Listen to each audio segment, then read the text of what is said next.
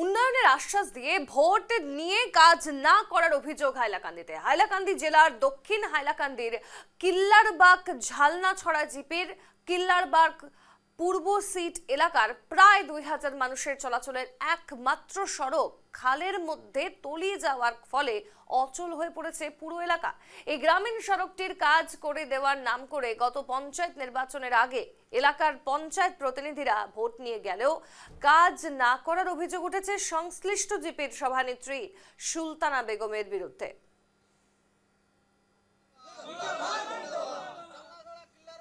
মাজার বুঝা হুশিয়ার আলী আহমেদ মাজার বুঝা হুশিয়ার সুলতানা বেগম মাজার বুঝা মুর্দাবাদ সুলতানা বেগম মাজার বুঝা দুর্নীতি মানছি না মানবো সুলতানা বেগম মাজার বুঝার প্রতিনিধি আলী আহমেদ মাজার বুঝা মুর্দাবাদ আহমেদ মাজার বুঝা হুশিয়ার আলী আহমেদ মাজার বুঝা হুশিয়ার সুলতানা বেগম মাজার বুঝা মুর্দাবাদ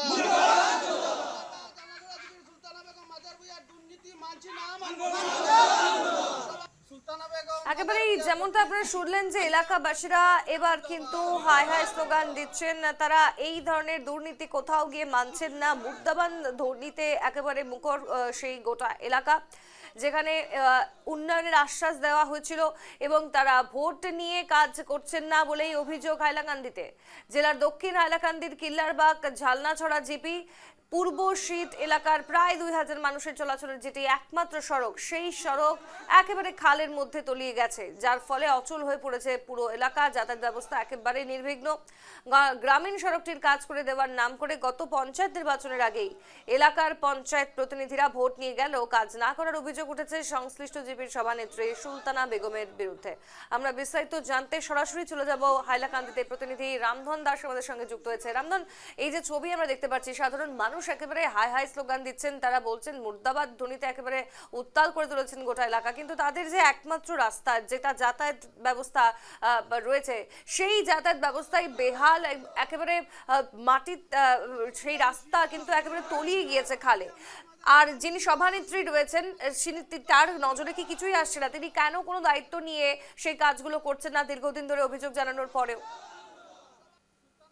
এবারে সোনালী, দেখো, প্রথমে বলতে হবে ভোট আসে ভোট যায়। ভোট আসলে কিন্তু জনপ্রতিনিধিদের এক প্রকার আশ্বাসের ফোয়ারা তুলে, কিন্তু যখন তাদের কাজ শেষ, অর্থাৎ যখন তারা ভোট নিয়ে নেন, তারপর কিন্তু একেবারে কুম্ভ নিদ্রায় চলে যায়, বা তখনই তারা তখন নিজের যে মন মর্জি, সেই মন মর্জি মতো কাজ করে। যেমনটা আজকের দিনে অভিযোগ রয়েছে এই জালনাচড়া কিল্লারবাগ গ্রাম পঞ্চায়েতে, সেখানকার যিনি বর্তমান গ্রাম পঞ্চায়েত সভানেত্রী রয়েছেন সুলতানা বেগম মাজার ভুঁইয়া, তিনি কিন্তু নির্বাচনের পূর্বে এই যে কিল্লারবাগ পূর্ব সিট এলাকার যারা মানুষ রয়েছেন, প্রায় 2000-এর অধিক মানুষ সেখানে বসবাস করছেন, তাদেরকে আশ্বাস দিয়েছিলেন যখন নির্বাচনে নির্বাচিত হবেন তার পরবর্তীতে প্রথম যে অর্থ বরাদ্দ হবে, সেই অর্থ বরাদ্দ থেকে কিন্তু সেখানকার যে সড়ক রয়েছে বা গ্রামীণ সড়ক যেটা রয়েছে একেবারে বেহাল অবস্থায়, সেই সড়কের কাজ করাবেন। কিন্তু আজকের দিনে এর ব্যতিক্রম চিত্র ধরা পড়েছে, কারণ যে জিপি সভাপতি নেত্রী রয়েছেন, তিনি কিন্তু প্রথমে যে অর্থ বরাদ্দ হয়েছে সেই অর্থ দিয়ে